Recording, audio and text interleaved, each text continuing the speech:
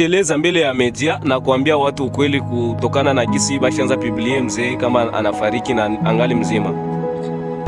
Mimi nashukuru sana kwa jitihada na ada zote na pia ni washukuru wanaotoa hizo habari kwamba mzee ameshakufa, maana wanaweza kuwa wengi wao ni marafiki au ndugu. Ndio.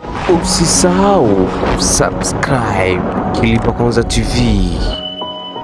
Bwana, sisi ni Kilipa Kwanza TV. Bwana, leo tumeamua kumtembelea ndugu yetu hapa ambaye ni shehe. Tuna maswali machache ya kumuuliza kufatana na udhaifu wa magonjwa na mambo yanayoendelea kwa ajili ya mzee wetu wa dini, ndugu yetu mzee Bumata ambaye yupo Burundi huko kimagonjwa.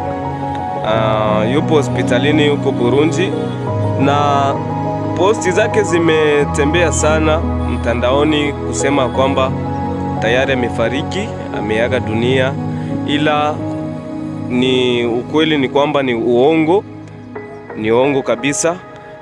Na sasa katika kutembea kwetu sisi kama wa journaliste wa Kilipa Kwanza TV tumeamua kumupata mtu ambaye alikuwa naye mzee huko hospitalini, ambaye alikuwa janaye huko hospitali. Tunamuuliza maswali kidogo ili tujue mambo machache kutokana na hiyo hali. Bwana Shehe, jambo.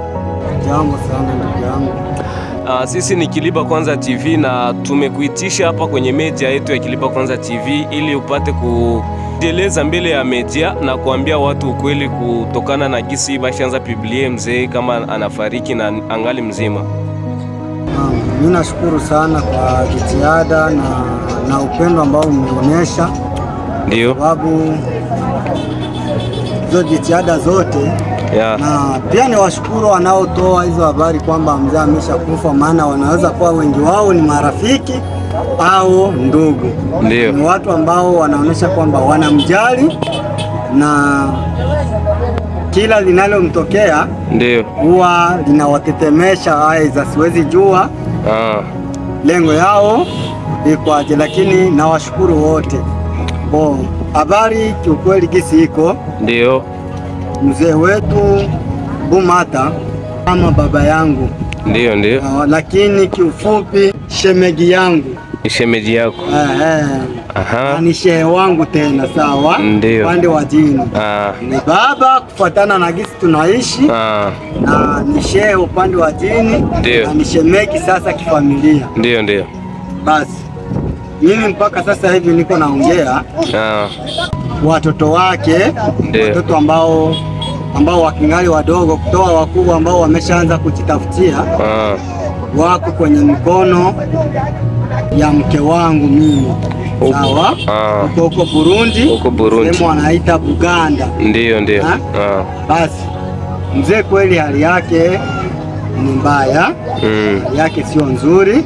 Basi yupo kwa neema za Mungu, kwa sababu bado pumuzi ingali hai, ndio kama ipo ndani ya mwili sawa, lakini kitu ambacho kinashangaza hatujui kwamba ni upendo au ni sifa, yani sielewi. Bwana, asante. Swali nyingine kutokana na posti zinazotembea mtandaoni, hatukuelewa wewe unasema ni mzee wako kijini na ni shemeji pia. Sasa tulijiuliza mambo mengi kufika kwa hatua ya kusema picha zake zisumbue na zitambae kabisa mtandaoni, eti ametoweka, haiko tena duniani.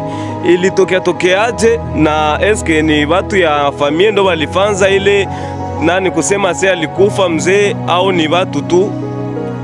Hatukuelewa. Mtuambie mzuri, saa tulisha kupata wewe mtu wa ndani wa familia. Mimi najua kwamba mzee ndio katika uzao wake kwa sasa ni uzao wa aina mbili. Ndio. Yeye ndiye mzazi. Ndio.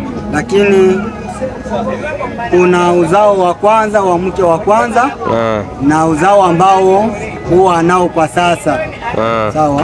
Sasa siwezi nikatambua walioposti hiyo picha na kutangaza kama alishafariki walikuwa na lengo gani.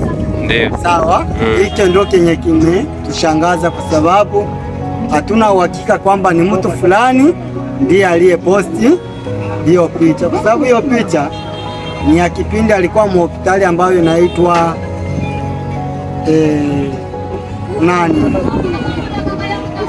Ndahangwa huko Burundi. Huko Burundi. Ndio.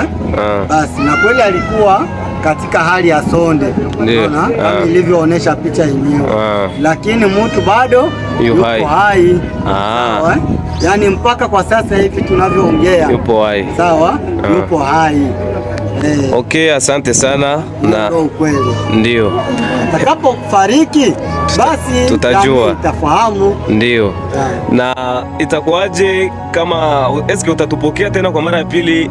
Tuko na kia kuulizia kuhusu hali ya mzee, kwa maana kuna watu wengi, baadhi ya watu wengi walipoona nimeposti kwenye page yetu ya Kiliba Kwanza TV wamejiuliza mambo mengi, ni kweli au ni uongo, na nimepata simu kutoka sehemu mbalimbali wanauliza hali ya mzee. Kwa ukweli sikukuwa na cha kuwajibu, ila kwa sasa nimesha kupata. Kama wewe mtu uliyetoka Burundi umekuja huku na tayari tumeshakuwa sote hapa Kiliba, na natumaini utakuwa na tupatia hali ya mzee jinsi inavyoendelea. Eske uko tayari kutupokea tena? Mimi niseme karibu tena. Kwa sababu hakika mimi mzee Mungu atakapokuwa amemuita, mimi nitakuwa mtu wa kwanza kufahamu, kwa sababu nazungumuza na mke wake naye mchunga hospitali. Okay. Sawa, na pia sitakosa kufahamu kwa sababu watoto ambao wapo katika mikono yangu. Ndio. Sawa. Kwa hiyo taarifa ya uhakika itakuwa niko nayo. Ina maana taarifa ya uhakika tutaipata kupitia wewe? Ndio. Asante sana. Bwana, unaweza ukajitambulisha, kwa maana watu wengi wanakufuata kupitia media yetu ya Kiliba Kwanza TV. Bwana, jitambulishe kidogo watu wakujue wazi. Naam. Mimi naitwa Mshabo Karimu. Yaani jina maarufu ni Mshabo. Hiyo ndio inajulikana na kwa mtoto hapa kwetu Kiliba. Ndio. Sawa, Karimu ni jina ya jini. Sawa. Kwa hiyo ndio jina langu halisi. Okay, asante sana mpenzi msikilizaji wa Kiliba Kwanza TV. Bwana, kama mlivyomsikia, huyo ndiye mtoto wa mzee wetu Bumata ambaye picha zake zimetambaa mtandaoni ya kwamba amefariki. Taarifa kamili ni kwamba bado yuhai, anapumua na Mungu anaendelea kumsaidia kabisa. Na taarifa zote za ukweli tutazipata kupitia huyu kijana wake hapa. Asante sana.